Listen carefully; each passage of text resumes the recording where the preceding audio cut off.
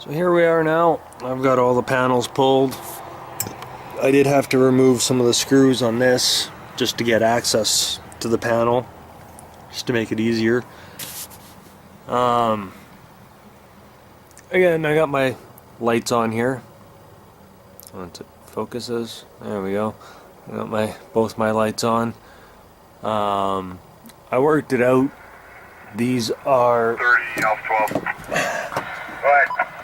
work out to 0.48 amp hours each battery, or each light. So running off a standard car battery at 20 amp hours, going to even to a 20% discharge, because really you don't want to drain them down under 80% because it's hard on them.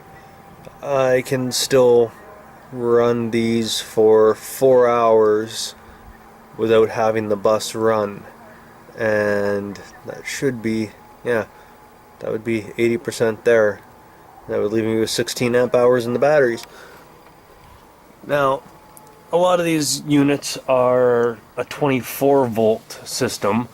This one in particular happens to be a 12 volt, which I thought that was a little bit strange, but I guess it works out a little bit easier for me, because then I can use these lights because they are a 12 volt light. Otherwise I'd have to put in some resistors to drop it from 12 volt or 24 volt down to 12 volt, and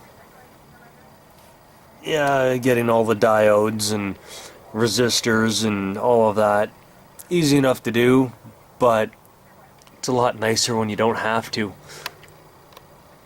So now I'm going to start pulling the insulation out, and then I will get ready to spray. At this point I'm just going to pull the insulation out of the walls and spray that as much as I can before, again, I have my pallets, which before I move those I will be doing the foam board all along this side of the wall. Then I will move my pallets over again, pull the insulation that I couldn't get to on this side, and do my spray and foam board over there. So here we are. I now have all of these little sections pulled out. I don't have the insulation pulled out from down inside of in between that yet. I'm actually going to have to make a tool in order to get in there, separate the insulation from the walls, and then kind of try and scoop it out. So I'll make some sort of angled tool out of 1-inch flat bar or some steel banding or something. Sure, I'll be able to find something somewhere fairly cheap for it, instead of going and buying a special tool that I'm only going to need to use for a few hours. But I've been sitting here and I'm almost thinking that I might just use a spray foam insulation along the bottom and then use a foam board insulation up along the top here, just simply because of the different shapes, such as the wheel wells here, and being able to get down into the bottom.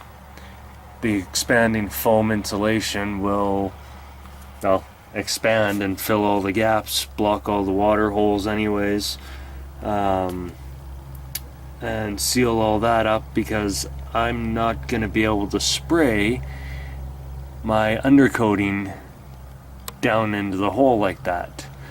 I mean, I'll try on a couple of them, probably over here where I have access to the full depth, but I honestly don't have very high hopes for that working too well and getting a nice coat on it. So, but I do have all of the insulation stacked up right there.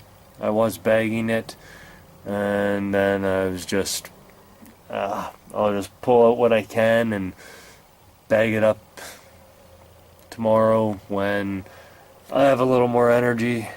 It's tiring working on a bus and everything, running around and everything during the day, and working on this until midnight every night. But bit by bit, it's coming along, and still hoping for my timeline of another 6 weeks. And hopefully in 6 weeks we are complete and on the road traveling about. That was our projected timeline, was the beginning of September to be road bound, and see where we end up.